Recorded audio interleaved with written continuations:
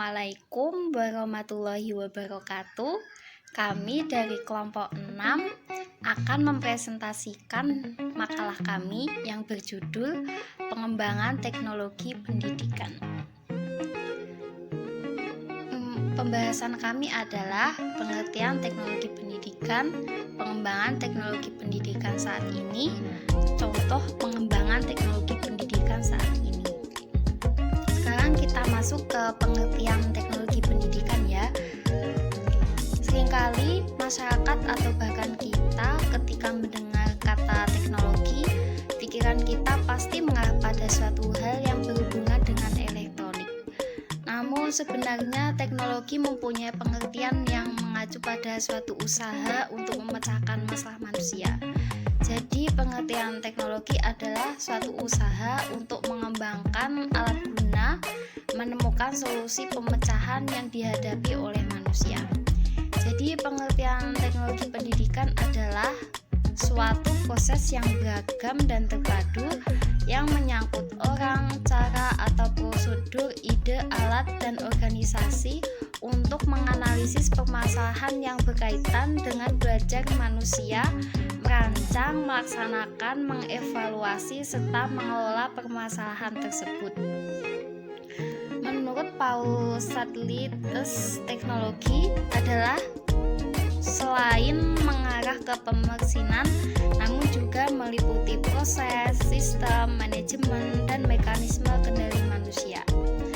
Menurut Max Kenzie dan kawan-kawan, teknologi adalah salah satu usaha untuk mengembangkan alat untuk mencapai dan menemukan solusi permasalahannya.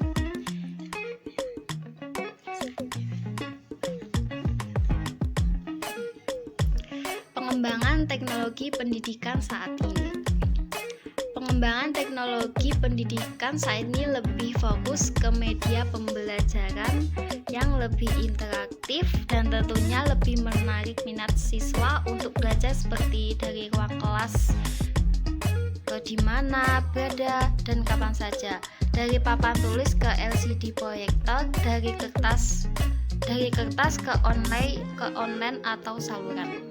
Pengembangan atau kemajuan teknologi pendidikan saat ini tidak terjadi begitu saja, namun melalui tahap. Dapat dikatakan bahwa pendidikan sudah sejak awal peradaban budaya manusia, di mana para orang tua bersama kelompoknya bertanggung jawab dalam mendidik dan mengajarkan anak-anak mereka mencapai kedewasaan melalui pengalaman langsung dalam keseharian kehidupan mereka dengan memanfaatkan lingkungan sekitar. Dunia pendidikan tidak hanya melakukan inovasi di bidang kurikulum, sarana prasarana, namun juga inovasi yang menyeluruh dengan menggunakan teknologi pendidikan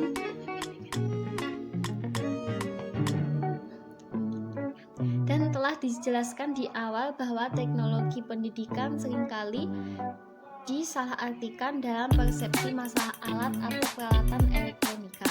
Namun teknologi pendidikan lebih dari itu. Ia mengandung pengertian dan penerapan yang sangat luas. Nah, tadi juga sudah dibacakan ya, kalau pengembangan teknologi pendidikan saat ini itu lebih fokus ke media pembelajaran. Nah, ini penjelasannya. Dari ruang kelas ke di mana dan kapan saja.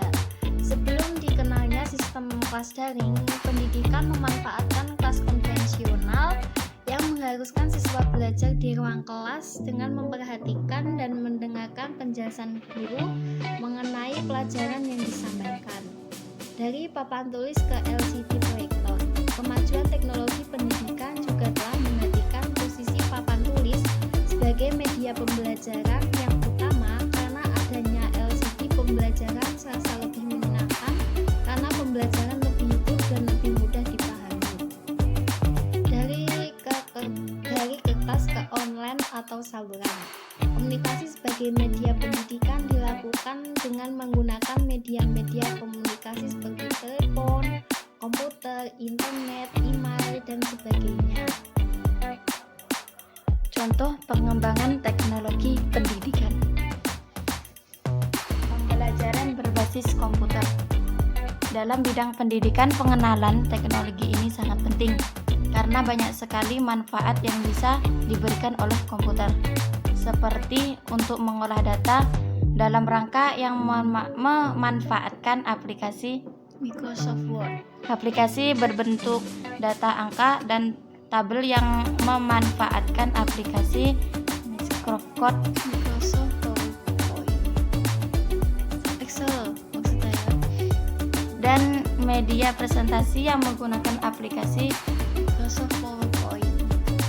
Namun karena minat belajar siswa yang semakin turun dan semakin berkembang pesatnya teknologi pendidikan, maka adanya kombinasi antara media presentasi dengan video agar outputnya lebih hidup dan menarik minat siswa kembali untuk belajar yang lebih interaktif dan menyenangkan. Yang B, pembelajaran berbasis Android. Setelah pembelajaran berbasis komputer dirasa lebih mahal karena tidak semua mahasiswa mempunyai komputer dan biaya yang dikeluarkan dan tidak fleksibel untuk dibawa kemana-mana, maka pembelajaran pun beralih dari komputer ke ponsel berbasis Android. Selain itu, mahasiswa pun merasa tidak canggung dan lebih mahir dengan menu-menu yang ada di ponsel karena sering menggunakan daripada komputer. E-learning, sistem pembelajaran yang memanfaatkan teknologi komputer dan internet sebagai media pembelajaran. Selain itu, e-learning juga bisa diakses di ponsel Android maupun Mac dengan aplikasi model dan kapasitas RAM ponsel minimal 1 GB. Blended, metodologi pembelajaran yang mencampurkan pertemuan tatap muka, pembelajaran dan pendidikan pendidik secara online tanpa terbatas jarak. Pembelajaran metode ini pun sangat direkomendasikan mengingat guru tidak hanya mengajar namun juga mendidik mahasiswa-mahasiswanya memahami karakter setiap anak didiknya melalui pertemuan tatap muka dan mengajarkan teknologi melalui pembelajaran online. Perpustakaan digital. Tujuan dari perpustakaan digital adalah untuk memberikan kelancaran dalam proses pengembangan yang sistematis dengan cara menyimpan, mengumpulkan, dan mengorganisasikan pengetahuan dan informasi dalam format digital. Di era milenial ini, perpustakaan digital, khususnya perpustakaan milik kampus, memfasilitasi mahasiswanya dengan aplikasi Zotero atau Mendeley yang sangat berguna dalam pembuatan karya ilmiah untuk merapikan catatan kaki dan daftar pustaka dari sumber yang jelas dan meminimalisir tindakan plagiasi. Streaming YouTube dan via Zoom. Akibat adanya kendala menggunakan e-learning dari pihak mahasiswa maupun guru, setiap banyaknya pengguna maka aplikasi sering error, kendala sinyal yang tidak stabil. Banyak guru beralih ke e-learning, ke streaming YouTube dan via Zoom yang dirasakan lebih fleksibel dan mudah diterima oleh mahasiswa. Aplikasi belajar dari web browser. Saat ini banyak aplikasi belajar dari web browser seperti contoh Google yang banyak mengeluarkan aplikasi belajar seperti Google Classroom, Google Meet, Google Duo yang bisa dimanfaatkan untuk pembelajaran lewat video. Aplikasi belajar online. Di ruang guru, aplikasi ini adalah aplikasi yang paling populer di Indonesia. Aplikasi ini menyediakan semua jenjang kelas dan mata pelajaran inti. Program ini dapat diakses oleh semua mahasiswa yang sekolahnya diliburkan maupun tidak.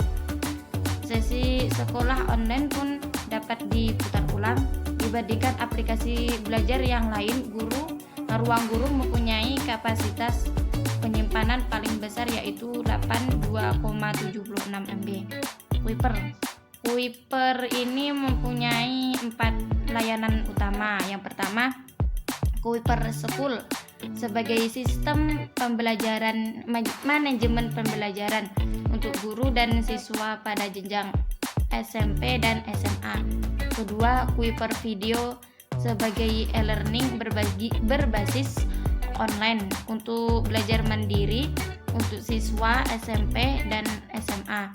Ketiga, Kuiper Video Masterclass yang merupakan layanan premium dari Kuiper Video dengan 2 tutor interaktif yaitu tanya tutor dan bimbingan online. Yang keempat, Kuiper Kampus sebagai formal informasi kampus terlengkap yang terlengkap. Aplikasi ini membutuhkan ruang yang cukup kecil yaitu 11 MB. Kelas Pintar memberi solusi belajar lengkap untuk siswa SD, SMP, sampai SMA. Pengguna bisa belajar sesuai karakter masing-masing, baik secara visual, video, audio, maupun kinestetik.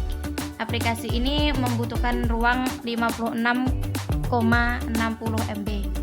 Rumah Belajar adalah aplikasi dari Kementerian Pendidikan dan Kebudayaan Republik Indonesia. Aplikasi ini membutuhkan ruang sebesar 30,26 MB. Zenius. Aplikasi ini menyediakan layanan belajar mandiri gratis dengan puluhan ribu video materi belajar ini dari SMP, SD, sampai SMA. Aplikasi ini membutuhkan ruang 67,46 MB. Cukup sekian presentasi dari kami. Apabila ada kurang lebihnya kami mohon maaf. Wassalamualaikum warahmatullahi wabarakatuh. Ya.